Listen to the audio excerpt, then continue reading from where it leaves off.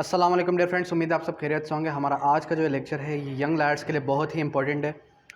आज के इस लेक्चर के अंदर हम डिस्कस करेंगे कि यंग लायर्स की स्टार्टिंग में अर्निंग क्यों नहीं होती। First of all, basic reason, क्या कॉम्पिटेंट नहीं है, क्या यंग लायर को अपॉर्चुनिटीज़ नहीं दी जाती, या फिर कोई और रीज़न है। देखें, जैसे ही आप जो है एलएलबी करके इनरोल हो जाते हैं या अंडर इंटीमेशन हो जाते हैं, तो आप ज्वाइन करते हैं किसी भी पर्टिकुलर सीनियर को। सीनियर आपसे क्या एक्सपेक्ट कर रहा होता है? सीनियर आपसे ये एक्सपेक्ट कर रहा होता है कि आपको थोड़ी बहुत लीगल ड्राफ्टिंग भी आए, थोड़ी बहुत आपको जो है अवेयरनेस हो एप्लीकेशन ड्रा करने की, जो हैंड रिटन में होती है। जिस तरीके से हमारे पास एडजर्मेंट की एप्लीकेशन है, ठीक है, या इससे हटके जो है सर्टिफाइड ट्रू कॉपी के लिए जो है हम एप्लीकेशन देते हैं कोर्ट के अंदर, वो एटलीस्ट आपको लिखने आनी चाहिए। और इससे अदर जो मिसलिनियस एप्लीकेशन है वो भी आपको आना चाहिए कि कोर्ट के अंदर से हम जो डॉक्यूमेंट्स रिक्वायर करते हैं तो उसके लिए कौन सी एप्लीकेशन देनी है। इसी तरीके से कोई और एप्लीकेशन जो मिसलिनियस एप्लीकेशन में काउंट होती है 151 है, या फिर इससे हट के और कोई और। तो सीनियर आपसे ये एक्सपेक्ट कर रहा होता है, उसकी एक्सपेक्टेशन आपसे ये होती है कि मेरे जूनियर को इन सारी चीज़ों का पता हो, बेसिक हाउ नाउ उसको होनी चाहिए, और साथ ही साथ उसको जो है थोड़ी बहुत लीगल ड्राफ्टिंग आनी चाहिए।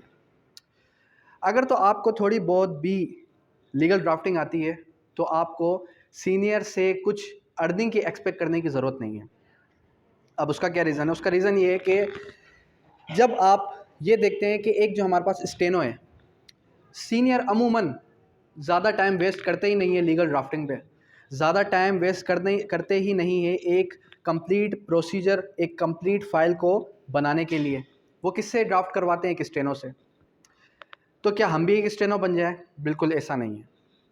देखिए, अगर तो आप ये चाहते हैं कि मैं अच्छी खासी अर्निंग करूं, अगर आप स्टेनो की जगह पे बैठ जाते हैं, अगर आप ये चाहते हैं कि मैं एक ऐसी सीट पे बैठ जाऊं कि सारे के सारे एडवोकेट्स मुझसे आके ड्राफ्ट्स बनवाना शुरू कर दें, तो इससे आपकी अच्छी अर्निंग तो होगी लेकिन लर्निंग नहीं होगी।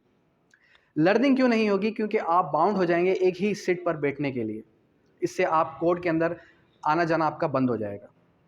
सिर्फ और सिर्फ इतनी ड्राफ्टिंग आप सीख लें कि जब आपको सीनियर ये कहे कि बेटा ये ड्राफ्ट बनाना है, ये केस है, ये केस नहीं है, या फिर XYZ कोई भी मिसलिनियस एप्लीकेशन है उसको आपने मूव करना है, आपको पता हो कि सारे के सारे ड्राफ्ट्स किस तरीके से बनाए जाते हैं, किस तरीके से फाइल बनाने का क्या प्रोसीजर है, सिविल कोड का क्या प्रोसीजर है, क्रिमिनल कोड का क्या प्रोसीजर है। ठीक है, देखें, ये जो हमारे पास जितने भी ड्राफ्ट्स होते हैं प्रैक्टिस के अंदर, आप अमूमन देख लें सारे के सारे ड्राफ्टिंग क्या होती है कि कॉपी पेस्ट होती है।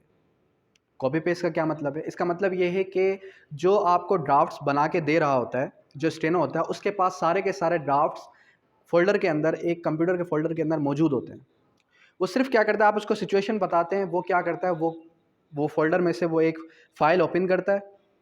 उस फ़ाइल को क्या कर रहा होता है, वो उस फ़ाइल के अंदर से नाम रिमूव कर देता है और सारे के सारे जितने भी डिटेल्स हैं वो रिमूव करके रिप्लेस कर देता है। और आपका अगर केस थोड़ा-सा हटके है तो कोई ना कोई कंडीशनल क्लास या अदर क्लास डाल के आपको सारा का सारा पढ़ा देता है, भाई ऐसा है, ठीक है, ओके, चलो भाई, उसको प्रिंट कर दिया। और आपसे वो कितने ले रहा होता है? 1000, 2000, 5000 भी ले रहे होते हैं। जब आपका सीनियर आपसे सेटिस्फाइड होगा, जब आपका सीनियर आपसे सेटिस्फाइड होगा कि मेरे स्टूडेंट को, मेरे जूनियर को ड्राफ्टिंग आती है, तो वो स्टेनो से नहीं करवाएगा।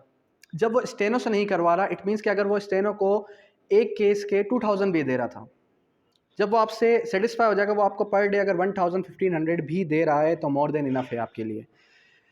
देखें, पहली बात तो ये कि ड्राफ्टिंग से आपकी लर्निंग हो रही है। लर्निंग किस तरीके से हो रही है कि आपको सीनियर पूरा का पूरा जो केस है वो बैठ के समझाएगा कि बेटा ये केस है, इसके अंदर ऐसा हुआ, ये सिचुएशन थी, ये हुआ, सारा का सारा आपको बैठ के फैक्ट्स के बारे में बताएगा। ठीक है, दूसरी बात ये कि लर्निंग के साथ साथ थोड़ी बहुत अर्निंग भी हो जाएगी, आपको ड्राफ्टिंग भी आ जाएगी। कल कला को जब आप इंडिपेंडेंट एडवोकेट बनेंगे, जब आप एक इंडिपेंडेंट एडवोकेट बनेंगे तो आपको किसी स्टेनो की ज़रूरत नहीं पड़ेगी, आप किसी के मोहताज नहीं होंगे।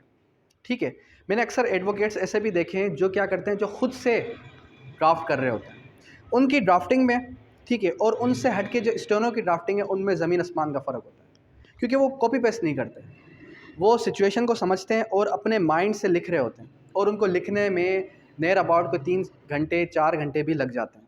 और स्टेनो क्या कर रहा होता है, आपको 15 मिनट या फिर 30 मिनट के अंदर आपको एक पूरा का पूरा केस बना के दे रहा होता है।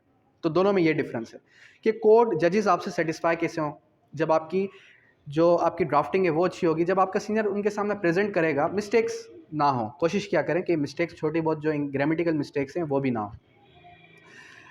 अब ये आएंगी कैसे?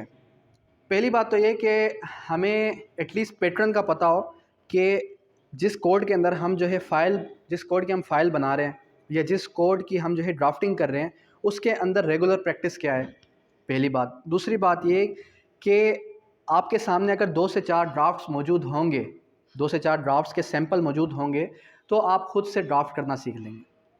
फर्स्ट ऑफ ऑल आपको क्या आना चाहिए? आपको MS एक्सेल, ठीक है, MS वर्ड आना चाहिए।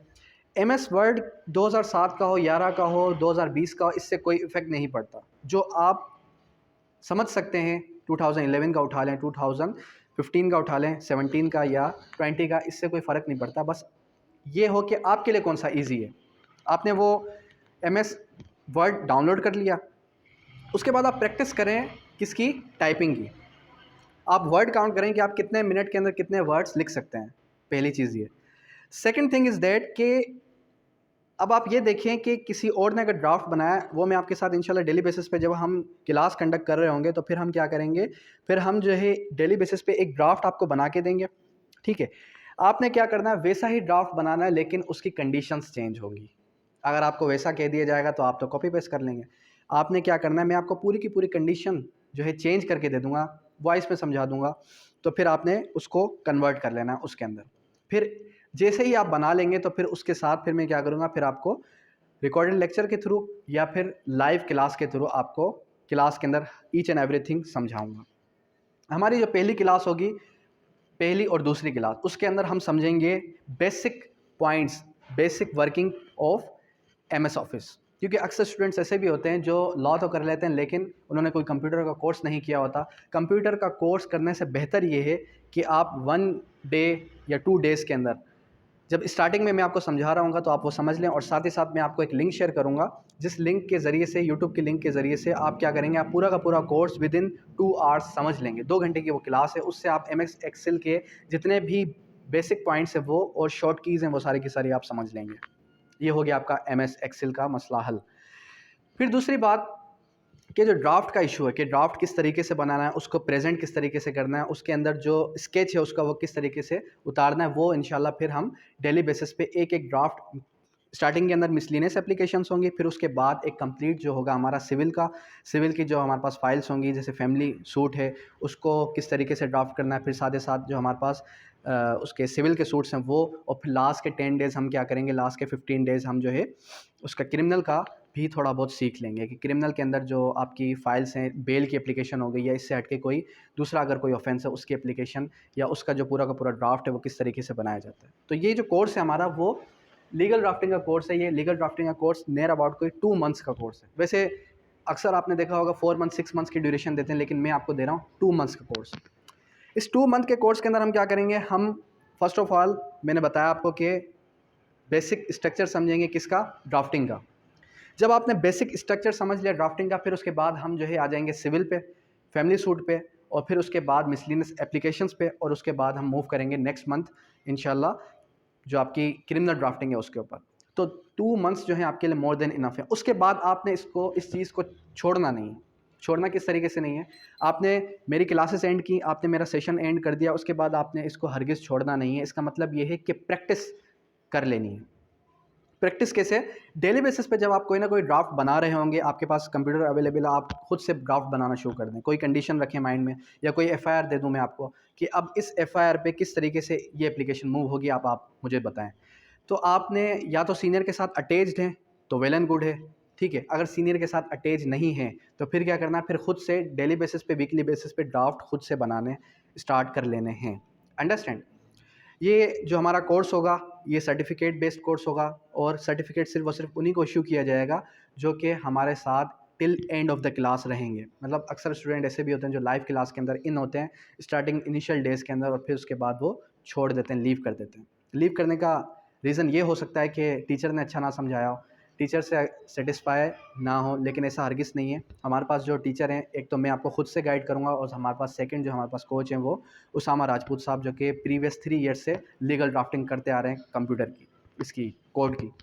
सिविल की भी ग्रिप है उनको और क्रिमिनल की भी, तो वो आपको मुझसे बेहतर भी समझा सकते हैं कुछ पॉइंट्स पे।